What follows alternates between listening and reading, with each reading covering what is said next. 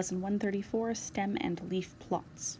We're going to continue our work with data and data sets and organizing those data sets today. We're going to be looking at a specific way to organize data, which is using a stem and leaf plot. So first I'm going to show you what those are, I'm going to teach you how they work, and then we'll connect them to what we learned yesterday.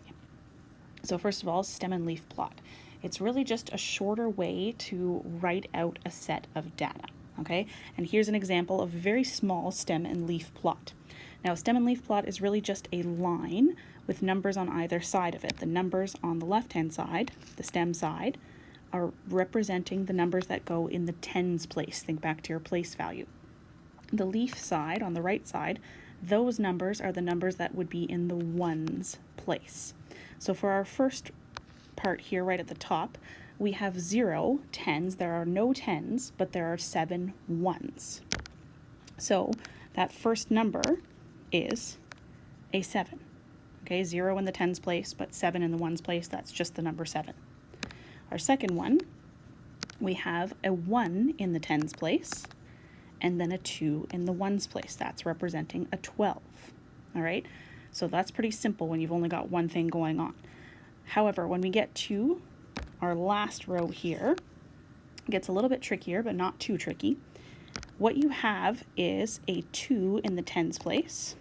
So let's start by writing a 2. And then we have a 3 that should be attached to it. So we have a 23. However, there's another number over here in the ones place. That's representing a new value. So you have to think about a stem and leaf plot like you can think about, well, the stem of a flower, right? The 2 is the stem. It's got a 3 attached to it. The 2 stem also has a 5 attached to it. So we have a new number, a new value here that is 25. Okay, so make sure you've got your tens place written down, and then think about each of the leaves as something that needs to be attached to that tens place to figure out what your data set is. All right, now stem and leaf plots, this is good to know as well, sometimes can work, especially if you have lots of data with more place values. You can have more in the stems spot. So here we would have a 10 as our stem, and then we have a leaf of 4. So we need to have the number 104. We've got another one, a 7. So we need 107, right? Here you start out by writing 11. You add a 2 to make 112. Okay, so just think about it as writing down your stem and then adding an individual leaf after every stem. Now, stem and leaf plots, they may seem like more effort, especially if you have a small data set, but if you have a larger data set, they can be really useful. So we're going to go over how to make one. So you always start out by drawing yourself a line. And then what I would suggest is to take a look at your data set. I have it right up at the top here, and find your lowest number and your highest number. So if you scan through these, we can imagine that they're test scores. The lowest test score was 62%. And then we do some more scanning, looking through, and it looks like the highest test score is 100. So what you can do is you can take your lowest test score, it's a 62. So we know that we can start with the number 6 in our stem spot, and we've got, looks like some 7s, some 8s, some 9s, and then the last one's going to be 100, so we're going to have a 10 there. Okay, so I'm already going to write in a 2 here because that represents 62, so I'm going to cross that off. And then our highest number was 100, going to cross that off. And then what you can do from there is just fill in all of the numbers that you see, but making sure that they're in numerical order. That's going to be important. So let's go to the 70s. It looks like the lowest 70 we have is a 73. Then we have a 75, a 77, and yep, that's all the 70s. So let's move on to the 80s. We've got an 81. We have an 84, another 84, and actually a third 84, and then an 89, And then on to the 90s, we have 90, 92, 94, 98, and 99. All right, so it's as simple as that to make a stem and leaf plot. So start out with your stems, smallest and largest number, and then fill in from there. Now, what this stem and leaf plot does is it gives us an easier, well, we could say maybe more of a snapshot of the data that we have here. So imagine that these were the test scores for a math test. I could look at this data and I could say, okay, it looks like most of the data, so most of the test scores are in the 80s and 90s. That's good, right? It means most of the students were getting it.